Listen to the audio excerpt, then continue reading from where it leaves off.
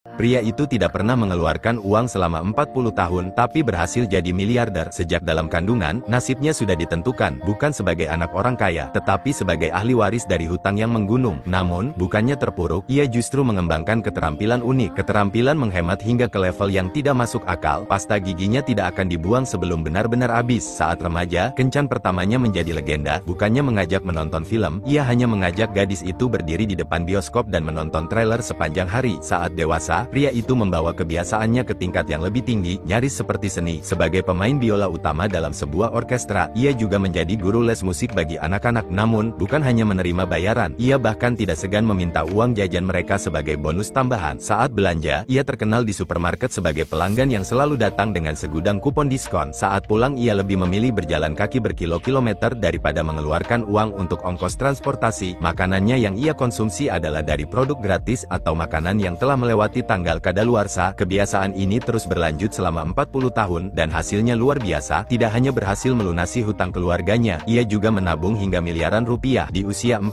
tahun, ia masih melajang, meyakini bahwa wanita dan anak-anak adalah musuh utama bagi dompetnya. Namun, segalanya berubah ketika seorang pemain cello muda yang baru bergabung di orkestra mulai tertarik padanya. Wanita itu mengagumi keahliannya bermain biola dan mengajaknya makan malam bersama. Pria itu langsung panik. Baginya, makan malam berarti membuang-buang uang. Ia pun segera melarikan diri sebelum sempat menjawab. Namun, setelah mendapat masukan dari penasihat keuangannya, ia mulai mempertimbangkan untuk mencoba berkencan. Meskipun setuju untuk makan malam, ia tetap berpegang pada prinsipnya, tidak mengeluarkan uang sama sekali. Namun, rencana itu mulai runtuh saat melihat wanita tersebut memesan seekor lobster biru super mahal. Sementara ia mengunyah roti gratis tanpa berani menyentuh menu. Saat tagihan datang, ia terkejut bukan main. Seumur hidupnya, ia belum pernah melihat angka sebesar ini untuk sekadar makanan. Namun, sebagai pria yang menjaga harga diri, ia tidak ingin kabur begitu saja. Ia harus menemukan cara untuk keluar dari situasi ini. Saat masuk ke toilet dan melihat alat pemadam kebakaran, sebuah ide muncul. Ia pun menekan alarm kebakaran, menciptakan kepanikan, dan dengan cerdik ia melarikan diri tanpa membayar. Setelah kejadian itu, ia semakin yakin bahwa tetap melajang adalah keputusan terbaik. Menurutnya, hubungan romantis hanyalah perangkap yang akan membuatnya kehilangan uang. Tapi, baru saja ia berhasil menghindari satu wanita, datanglah wanita lain, seorang gadis berkacamata yang mengaku sebagai anaknya yang telah lama hilang.